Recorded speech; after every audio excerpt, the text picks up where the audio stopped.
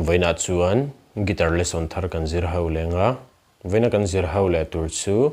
Lalruotmawii lungmin len ka thlir ning don lo ti hla sakha guitar Perhdan kan zir ho wang hela hi standard ta chuan e in la a ke po hi fourth fret kan vo chuan c in kan la tonga aniama g asanga f hang ki pathum che kan mangang tia kan strumang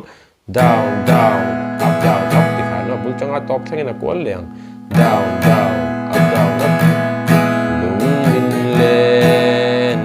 thlir ning don lo ano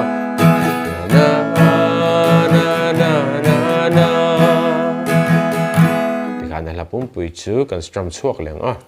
la nen karam play mil lenga uluk davin lo ngai thale don nya